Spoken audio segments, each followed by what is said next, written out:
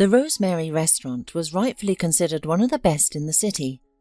Crystal glasses sparkled in the chandelier light, and impeccably set tables with snow-white tablecloths spoke of the owner's refined taste and high status.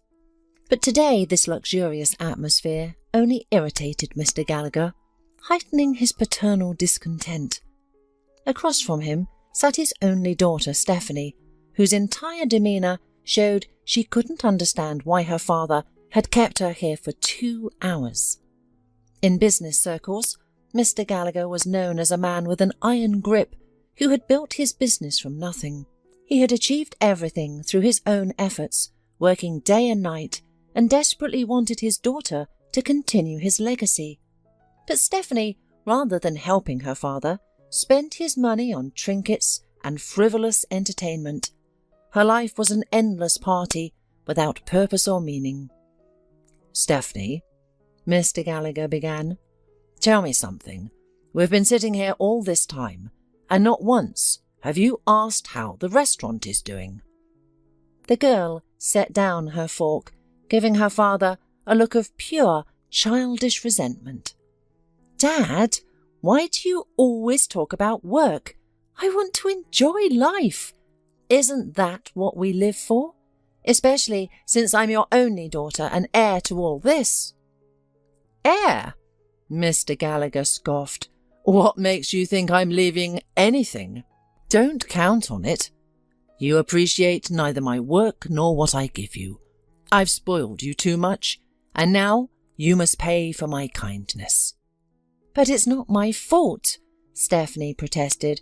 "I am who I am. I like beautiful things, expensive cars and travelling. Is it wrong to have good taste?" "No, daughter, it's not wrong. What's unfortunate is that these superficial things are all that fill your life. You see nothing beyond your own whims. How many traffic accidents have you been in over the last 6 months? 3? 4? Think about that. You've sunk 2 motorcycles in the river, just for some photos. And I've lost count of how many times I've paid for car repairs.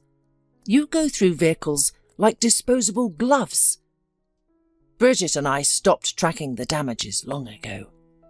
Her father's words struck Stephanie deeply.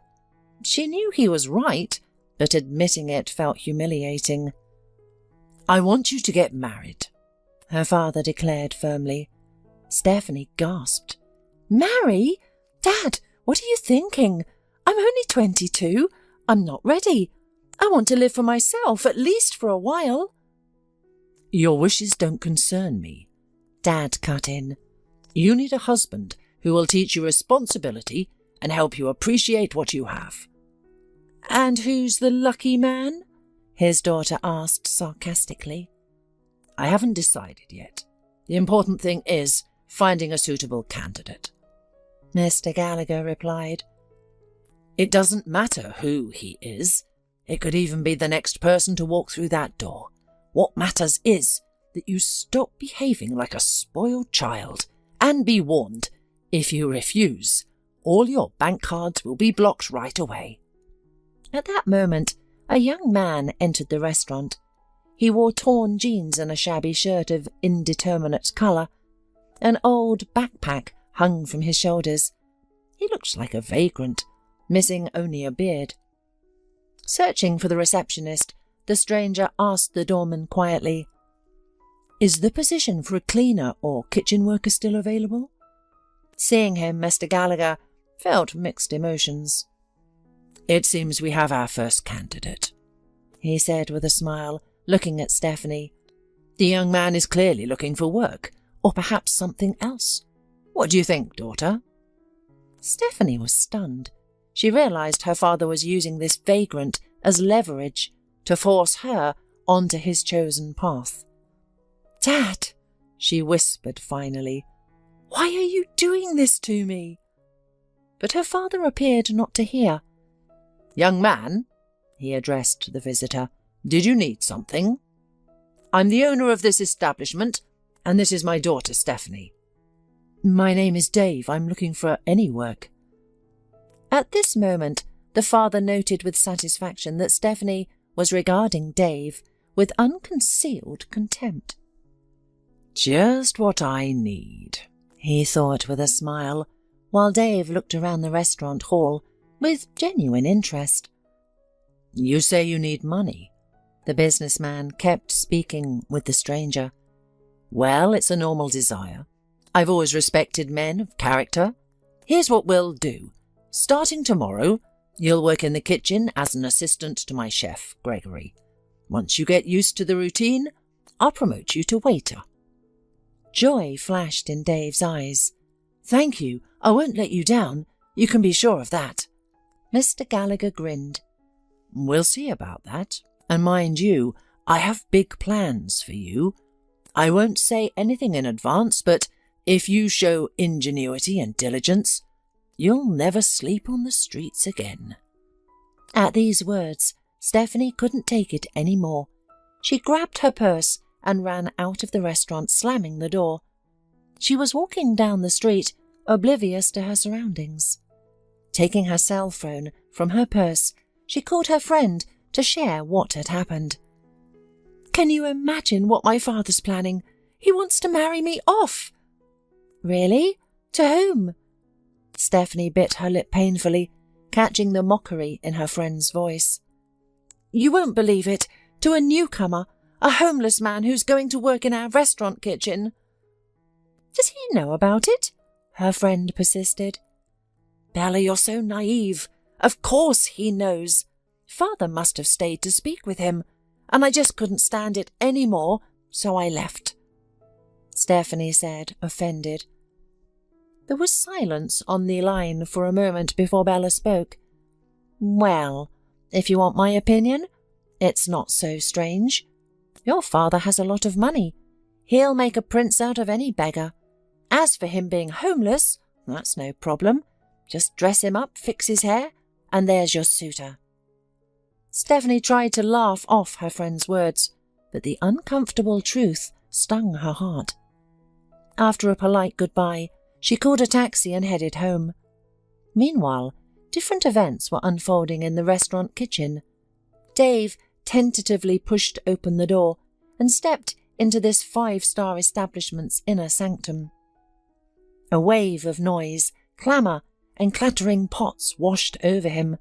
The air was rich with the smell of fried onions, garlic, and something sweetly delicate that instantly made his mouth water. Hey, what are you doing there? A harsh voice made him flinch.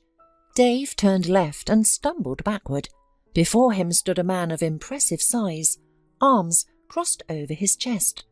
A white chef's hat perched precariously on his gleaming bald head. Dave felt lost. This wasn't the welcome he'd expected. The thought crossed his mind that Mr. Gallagher might have exaggerated slightly about the warm reception awaiting him in the kitchen. Mr. Gallagher sent me to you, Dave began, searching for the right words. He said that you would give me a job. The man snorted unhappily. A job, you say? Well, well, Mr. Gallagher likes to make promises, leaving me to deal with the consequences. So, what can you do? The cook asked after a pause. Dave hesitated. I know how to do many things. Oh, really? Gregory smirked. We have quite the talent here, eh? More specifically, can you peel potatoes? Of course, Dave nodded, hoping this was the right answer. And cut meat? Gregory gestured towards a huge piece of beef on the cutting table. Yes, that too, Dave answered sheepishly. Very well, Gregory said with narrowed eyes. We'll test that now. Here's a knife. He tossed Dave a heavy cleaver that landed with a thud on the table. Cut this meat into 2-centimetre cubes and quickly. We don't have time. With that, he turned away to direct the other cooks. Dave picked up the knife and examined it. Though not a professional cook, he began working diligently, trying to ignore the stares of other employees. "Listen, chap," one of the cooks whispered, a young man with freckles. "Don't look so glum. Gregory is, how should I put it, complicated. He dislikes newcomers and has no patience for slow workers. If you want to stay, work fast and accurately." "Thanks," Dave nodded, focusing on the meat. "One more thing," the freckled cook added. "He's obsessive about following instructions. If he says 2-centimetre cubes, they better be exactly 2 centimetres, not a millimetre more or less, or else." "Or else what?" Dave asked, cutting faster. "You'll be out that door before you can say muffin." The freckled man winked and returned to his work. Dave tried his hardest. His hands moved constantly, but a few cubes still turned out slightly irregular. He was mentally preparing for dismissal when Gregory's voice interrupted his thoughts as he inspected the cutting. "Not bad for a beginner. You're doing fine, but you need to be more—" "I'll try my best," Dave mumbled, feeling like a scolded student. "Trying isn't enough. You must work," the chef declared.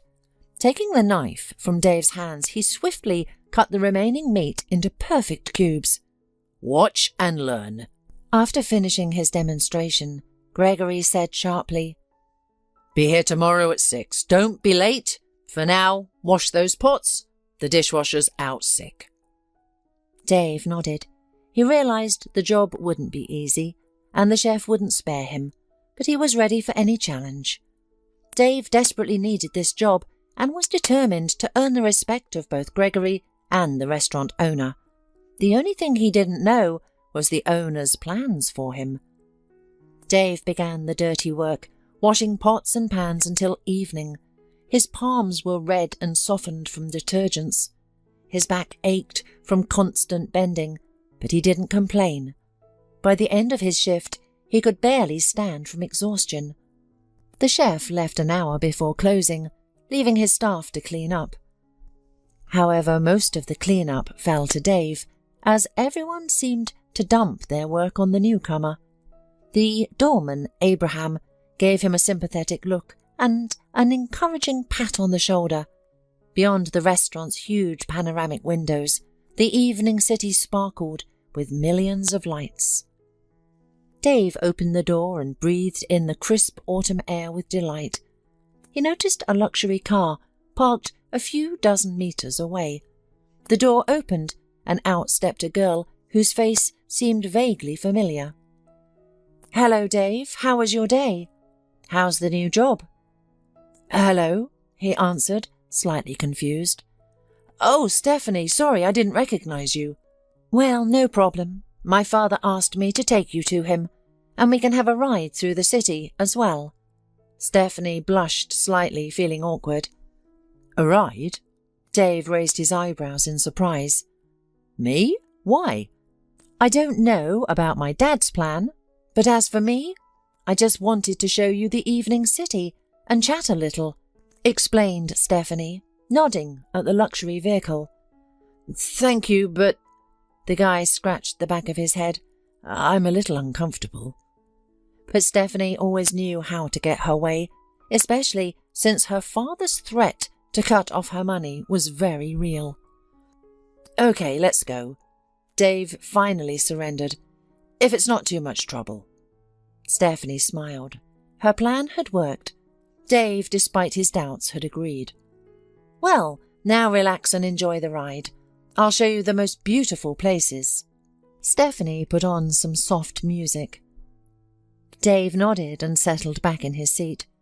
There was silence in the salon, interrupted only by soft music and the calm voice of a girl describing the city's sights. She watched Dave with pleasure, noticing how his eyes lit up with joy as he took in the beauty of the night city. Deep down, she was pleased to give the poor young man such joy, but simultaneously felt awkward about her father's scheme. "Do you really like it?" Stephanie asked, stopping at a traffic light. "Yes," Dave replied. "Thank you so much for this ride. I'm overjoyed you invited me along." "You're welcome. Enjoy it." At that moment, Stephanie noticed in her rearview mirror a dark SUV that had been following them for about half an hour. Was this mere coincidence, or was she being followed? Had her father arranged surveillance? "Something's wrong," Dave observed cautiously. "You've gone pale." Stephanie shook her head. "No, it's nothing." As if confirming her words, the mysterious SUV disappeared into the nearest alley. An uneasy feeling lingered in her heart. The trip lasted about an hour, during which they chatted about various things: work, dreams, and life in general. To her surprise, Dave turned out to be quite an engaging conversationalist. Appearance could indeed be deceiving. A person might seem unremarkable at first glance, yet after exchanging just a few words, you find yourself captivated by their conversation. Meanwhile, Stephanie turned onto a quiet street lined with expensive mansions. Pulling up at a massive gate, she smiled. "Well, this is where me and my dad live." "Oh, it's like a castle," Dave began, but stopped short upon noticing Mr. Gallagher standing at the gate. "Here comes Daddy," Stephanie whispered, gripping the steering wheel tighter. "Stephanie, Dave, come in, please," exclaimed Mr. Gallagher. "Why are you back so early? I hoped you would have a good time and—" He looked at Dave with narrowed eyes. "Get to know each other better." "What's going on? I don't understand," Dave whispered, looking confusedly between Stephanie and her father. "Dad, let's discuss this another time," she began, but Mr. Gallagher cut her off. "Dave, I offered you a job in my restaurant. You're doing excellent work. Gregory has already told me. Now it's time to discuss important matters. Here's the situation. Stephanie, my daughter, needs a reliable husband, and I have no doubt you'll make an excellent spouse for her." "What?" Dave was bewildered. "Mr. Gallagher, Don't jump to conclusions. I'm offering you my daughter's hand in marriage," Mr. Gallagher continued, ignoring the young man's confusion. But Dave protested. "I don't understand. Is this a joke?" "You don't need to understand anything. Stephanie," Mr. Gallagher turned to his daughter, "here is your fiancé." "Daddy, no," Stephanie cried. "I don't want to marry him. I don't love him." But something in her father's eyes made her fall silent and bite her tongue. A tense pause followed. Dave, glancing at Stephanie, saw in her eyes not only a plea, but something else. Though he couldn't identify that look, it stirred him to speak up.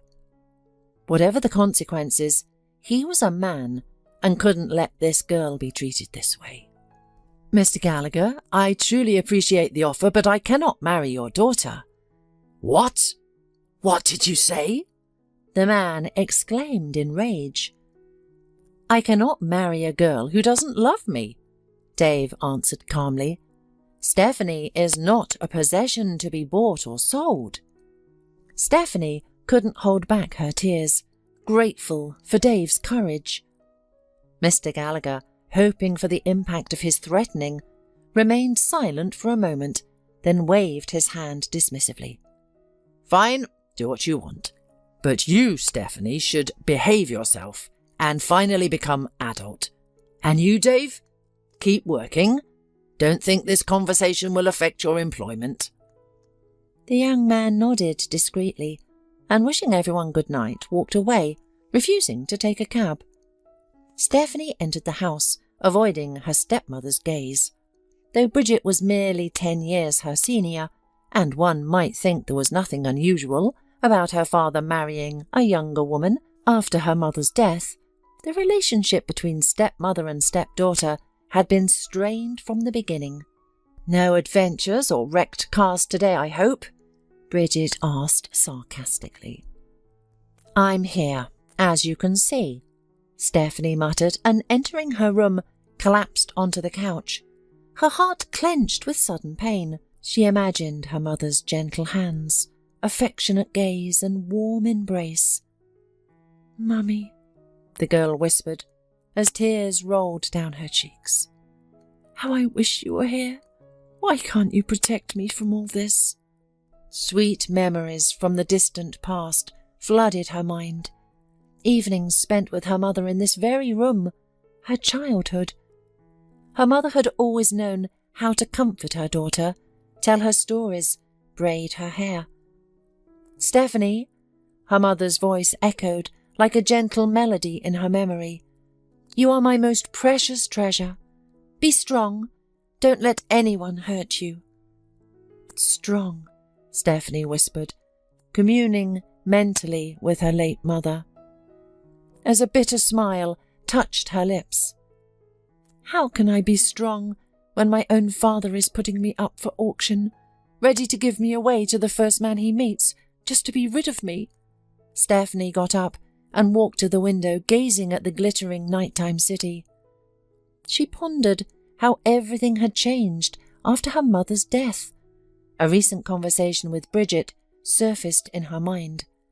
"Stephanie," her stepmother had whispered with a scornful look, "it's time you realized that you're not only heir to this fortune. Don't try to act like a princess.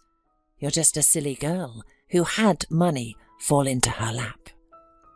"Why are you so concerned about my money?" the girl had retorted. The stepmother had only smirked and winked meaningfully. "I hate her," Stephanie whispered, clenching her fists as she emerged from her dark memories. "I hate this woman who destroyed our family and won't give me a moment's peace." She understood that her father loved Bridget. He often spoke of it, showing his young wife tenderness and care he never displayed towards Stephanie.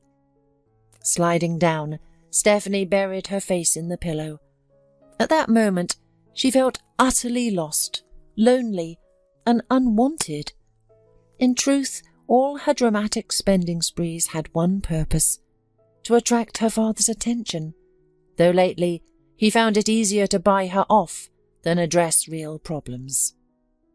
A sudden knock at the door made Stephanie flinch, and she heard her father's voice outside. "Still awake? May I come in?" "Yes, of course." The door opened, and Mr. Gallagher entered, looking tired, concern etched on his face.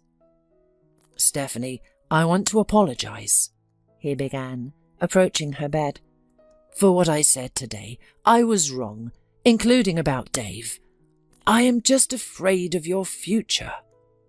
Stephanie remained silent, watching him incredulously.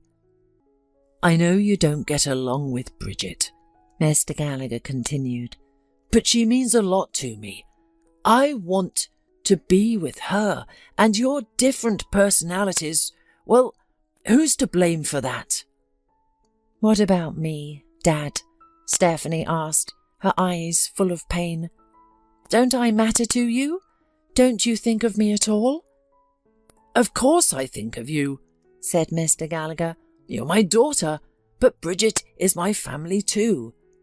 Stephanie nodded and, wishing her father good night, turned to face the wall. The next morning, entering the restaurant's lobby, Dave gave Abraham a friendly nod and headed toward the kitchen. "Hello, Gregory." Dave greeted the chef meekly, trying to sound confident. "Ah, here's a would-be son-in-law, Dave himself." The chef drawled mockingly. "Get started. Those potato sacks won't unload themselves, and don't you dare slack off." Dave nodded and walked to his assigned spot. He was shocked that word of Mr. Gallagher's offer had spread so quickly to his workplace. As he passed the work tables, the young man felt the other cooks and assistants watching him. They whispered and snickered, while some, especially the younger waitresses, cast curious glances his way. Dave clearly felt improper, as if he were in an aquarium with predatory piranhas ready to strike at any moment. "An idiot and a subservient boy," David heard a whisper behind him. "Mr. Gallagher must have forced his daughter to marry him," another voice said. Despite Dave's attempts to ignore the whispers and taunts, each glance and caustic comment stung. "Dave, is it true you're dating Stephanie?" one of the cooks asked, approaching with unconcealed curiosity. "They say she throws money around like water. What's the real story?" Dave stammered, his cheeks flushing. "Well, I barely know Stephanie. We've only met once," he muttered, looking away. "Don't be modest, lucky boy," the cook said with an apparently friendly smile. "She's loaded. You've hit the jackpot." At lunch, Dave sought refuge outside, avoiding his kitchen colleagues, but even there he found no peace. "Well, look who it is, the son-in-law," came a voice from behind. Dave turned to face the waiters, who watched him with mocking eyes. "What do you want?" he asked. "Oh, nothing. Just imagining your golden future." One stepped forward. "Living with Stephanie is like winning the lottery." "That's none of your business," Dave replied icily. "Hey, we're only joking," the other waiter said, attempting to ease the tension. "No offence meant." "None taken," Dave replied and retreated to the back room. Such personal matters weren't up for discussion. What was there to discuss anyway? Everything had been decided. Stephanie had her life, he had his, regardless of Mr. Gallagher's plans. As lunch break ended, Dave immersed himself in work. The day promised to be challenging, primarily because the administrator was absent. Chef Gregory had temporarily assumed his duties, immediately removing his apron and signature cap before striding triumphantly into the dining room. The waitress's spirits sank. No tips today. The greedy chef would claim everything. Usually, tips went to those who earned them, but Gregory had different ideas. As evening approached, the restaurant filled with guests. The dining room hummed with conversation, clinking dishes and laughter. Gregory played his role as administrator, seating guests and smiling as if all were normal. Then an elderly woman arrived. She wore a threadbare coat, her hair dishevelled, clutching a worn purse. Approaching the counter, she asked breathlessly, "Excuse me, I would like to have a cup of tea and maybe a bun." Gregory regarded her with distaste. "Listen, Granny, can't you see there's reservations only? Go somewhere more suitable for your place," he snapped. The elderly woman bowed her head in embarrassment. Witnessing this, Dave paled. Moved by compassion, he approached the counter. "Gregory, may I take an order for my guest?" Dave asked quietly. "What? Feeling sorry for the old woman? Perhaps you'd like to join her at the table. You expect me to serve her for free?" The chef sneered. "No need, I'll pay myself," Dave said evenly.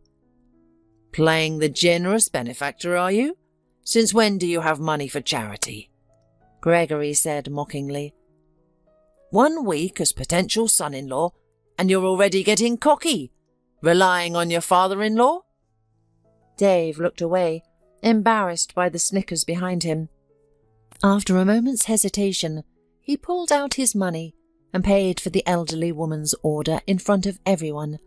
Then he went to the kitchen and brought her tea and a scone himself, followed by a modest dinner that was included in the price he had paid. "Thank you. You have a good heart," the woman whispered. Dave smiled and touched her hand. "It's hopeless. You won't get anything good from this pensioner. You're probably counting on fat tips. Keep dreaming," Gregory remarked with undisguised irritation. Dave silently swallowed his resentment and went to the kitchen. There was much work ahead of him, which meant no time for idle chatter. But just as Dave finished unloading the supplier's truck, the waitress quietly called him over. "That old lady is asking for you. Deal with her quickly, okay? Gregory is about to explode with anger." Dave swallowed hard and hurried to the dining hall. The elderly stranger had finished her dinner and was patiently waiting for her protector's return. Approaching the table, Dave looked at her questioningly. The old woman smiled and spoke softly. Thank you, boy. I really needed your help today. I've been looking for a good, kind person at this restaurant, and I believe I've found him." "What do you mean?" he asked, surprised. "Don't worry. I'm perfectly sound of mind," the older woman replied, removing her wig and giving everyone present a stern look. "I am Helen Morales, head of the Quality Control Department in town. Today, I secretly visited your restaurant to see how you treat your guests. You were the only one who showed concern for an old woman.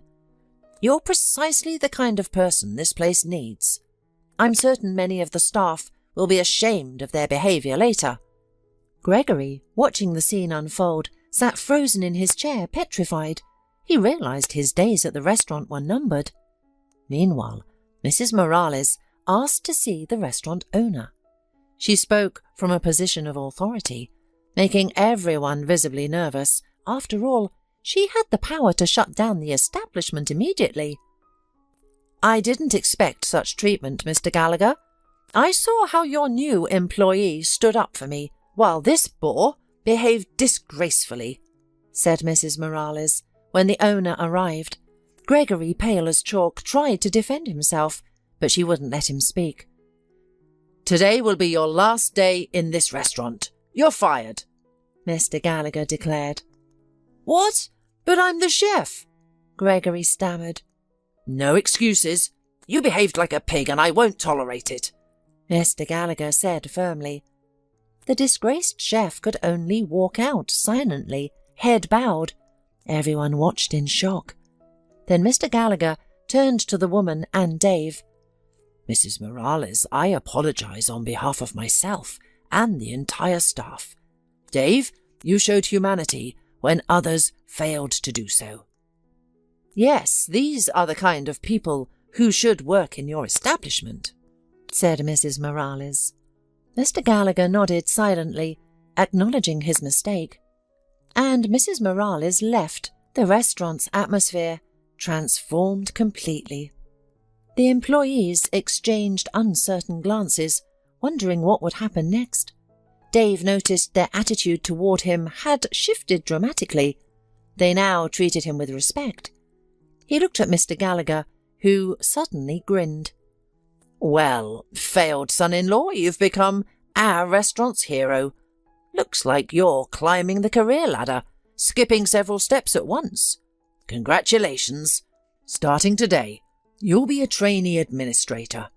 For now, as a substitute, and we'll see about the future." The staff responded with friendly applause, ready to celebrate a former outcast. Dave smiled awkwardly, still processing everything. He hadn't sought fame, he'd simply wanted to help someone in need. Meanwhile, Stephanie, sitting in her car, noticed a dark SUV following her. At first, she didn't pay much attention to it, but when the car began persistently keeping its distance, the girl felt alarmed. "Dad," Stephanie said, calling her father, "someone in a black SUV is following me." "What?" Mr. Gallagher asked anxiously. "What dark SUV? Stephanie, are you sure it's not a coincidence? Try not to attract attention. I'll try to find out what kind of car it is." "Okay," his daughter whispered, feeling her anxiety rise. Stephanie circled the city, but no call came from her father. Then suddenly she received a call from Bridget. "Honey, your father's been hospitalized," her stepmother said, cold calculation beneath her concerned tone. "He's having a stroke. He's in intensive care. The doctors are fighting for his life. He came back from the restaurant agitated, was upset and then clutched his heart and collapsed." Stephanie rushed to the hospital. Seeing her dad connected to machines, hot tears streamed down her cheeks. Bridget sat beside the bed, her face blank as marble. She seemed to have awaited this moment, finally getting what she wanted. A ringing silence filled the room, broken only by the faint beeping of machines. Bridget seized the moment and approached her stepdaughter. "Well," she began in a sickeningly sweet voice, "you see, your father hasn't been well lately. This could have happened any time." "What do you mean?" Stephanie whispered, staring at her stepmother in disbelief. "The doctor said it could be hereditary," Bridget explained. "You probably know your grandfather died young too." "Don't you dare say that," Stephanie snapped. "You just want to take over father's company, his money, everything he owns." Bridget merely shrugged. "Isn't that natural? I'm not a stranger to him. I think Mr. Gallagher wouldn't mind. It's unfortunate he didn't prepare a will. With such a large inheritance, there will be disputes." "Stop acting like he's already dead. He's going to recover," Stephanie declared, fighting back tears. "We'll see," Bridget replied. "We'll see how you run a business when you can't even operate a cash register." With that, the stepmother left, leaving Stephanie alone with her thoughts. At that moment, the girl realized she would have to fight for herself and her future. She was no longer naive. Life had taught her a harsh lesson, and she was ready to fight to the end. Stephanie spent the night worrying about her father, her body trembling at every sound. Finally, good news arrived. The crisis had passed, but she couldn't relax yet. After hastily drinking strong coffee, Stephanie went to the restaurant. To her surprise, Bridget was already there. "Stephanie, dear," Bridget purred, settling into her father's office chair as if it were already hers. "It's time we put things in order there. Your father is a wonderful man, but his health, as we can see, leaves much to be desired. And in my opinion, it's better to sell the restaurant because it affects your father's health in a bad way." Stephanie's fists clenched. "My father created all of this, and I won't let you take it from him." "Don't be dramatic," Bridget smiled. "The law is unforgiving. You can't act without your father's signature, but I can. I have documents proving my contribution to this establishment." "You forged them," Stephanie accused, and Bridget smirked. "Calm down. I'm only protecting our future. You're too young and naive to understand such complex matters." Stephanie stormed out, slamming the door. She needed to act quickly, but who could she trust? Her gaze landed on Dave, standing by the door, as if sensing her distress. "Dave," she called softly, "I need your help." The young man, appointed manager just before Mr. Gallagher's stroke, seemed to have matured overnight. He carried himself with confidence, his eyes showing readiness to assist. "I'll help however I can," he said. "My stepmother is trying to take over the restaurant," the girl said, her voice breaking. "She's forging documents, and I don't know what to do next." "Calm down," Dave said, taking her hand gently. "We'll manage." Dave proved surprisingly resourceful and determined. He quickly assembled a team of local employees, those who remembered Mr. Gallagher's merits and appreciated honest work. The doorman, Abraham, who had become his faithful friend, stood by Stephanie and her father's side. "We must find all the documents proving the restaurant still belongs to Mr. Gallagher," Dave said, gathering everyone in the back rooms. "And we have to prove that Bridget is lying." "We should check the old accounting records," suggested Dave. "That's where all the receipts and supplier contracts are kept." "And," Stephanie added, "we need witnesses to confirm my father's contribution to the business, plus bank statements and testimony from the banker who issued the development loan." Over the following days, everyone worked together to search for documents, locate witnesses, and question former employees. Meanwhile, Bridget could only resort to bribery and intimidation to stop them. But they persisted, fighting not just for themselves, but for Mr. Gallagher, who lay in a coma. "You're a liar and vile schemer, and you want to steal what isn't yours," Stephanie declared, bursting into the office. "You're just a little girl who doesn't understand how the world works," Bridget sneered. Dave, who came in after Stephanie, held a folder of documents.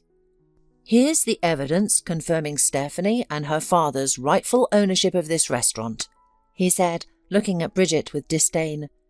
"We also have witnesses ready to testify that you personally forged the ownership documents." Bridget leapt from her chair. "That's all lies. Your documents are worthless." "Well, fine. Let police sort this out," Stephanie said, and horror spread across Bridget's face at the realization that she had lost. She turned to leave without another word, but at the doorway she encountered Abraham, wearing a mysterious smile. "Mr. Gallagher has regained consciousness," the doorkeeper informed. At that moment, Stephanie rushed from the office, filled with hope, feeling life's colours and meaning returning. The journey to the clinic felt endless. Fragments of recent days flashed through her mind. The arguments with her father, Dave's strange story and sudden appointment as manager, the suspicious SUV following her, and finally, her father's stroke. In the intensive care unit where Mr. Gallagher lay, silence reigned amid dimmed lights and the sterile smell of medicine and equipment. Stephanie approached her father's bed, barely containing her tears. "Daddy, can you hear me?" Mr. Gallagher's eyes slowly opened. To Stephanie's surprise, she noticed relief and something like joy in his eyes. "Stephanie," he whispered with a smile. "My girl." She leaned over the bed. "Daddy, honey, I was so scared." "It's okay. Thanks to the doctors," the man said in a weak but confident voice. "I found out who was following you, but didn't have time to warn you." Stephanie froze, intuitively feeling that her father was about to say something important. "They were my companions' men from the time of my youth," Mr. Gallagher continued, pausing between words. "His name is Paul Mitchell, and now he is the big shot in town." Stephanie turned pale. "And why did he need me?" Mr. Gallagher sighed for a moment and then said, "They were following not so much you as Dave. Paul is his father." There was silence in the room. Stephanie could not believe her ears. Dave, the son of a wealthy man? But then why was he pretending to be a vagrant? She whispered, unable to contain her surprise. Mr. Gallagher smiled weakly. "Dave made a bet with his father that he could find a job without his connections, and I unknowingly became part of their game. I'm sorry, Stephanie. I really didn't know that Dave wasn't who he claimed to be. We hadn't spoken to Paul for 10 years. We had our differences. And Bridget never liked him much." At that moment, Dave approached. He looked at Stephanie with tenderness and anxiety. "I'm sorry. I didn't want to deceive you, but I promised my father and couldn't lose." "So, you've been playing with me all this time?" she said, her voice filled with resentment and disappointment. "Believe me, I didn't mean to hurt you. I fell in love with you. It's true." Sensing the tension in the ward, Mr. Gallagher spoke up. "Stephanie, don't be so hard on Dave. He wanted to win your heart in his own way." "But why?" whispered Stephanie, still confused. "Why couldn't he just say who he was?" "Perhaps Dave needed to prove something to himself, that he was more than just a rich man's son." Mr. Gallagher answered for him. Stephanie looked at Dave's confused face and saw sincere sympathy and tenderness in his eyes. "Dave," she began, trying to gather her thoughts, "I don't know what to think." Suddenly, he said, "Stephanie, marry me." An awkward silence filled the room. She glanced at her father, who watched with interest, his eyes showing not condemnation but encouragement. "Daddy," Stephanie began, holding back tears. "Daughter," Mr. Gallagher said, "give Dave another chance. I'm sure he's a good man, and I believe in his feelings. Besides, I think Dave will be a worthy successor at the restaurant." Stephanie looked at Dave again, seeing his eyes full of pleading and such sincere love that she couldn't resist. "I agree," she answered softly. Dave jumped up, embraced Stephanie, and kissed her tenderly. Mr. Gallagher smiled and tiredly closed his eyes.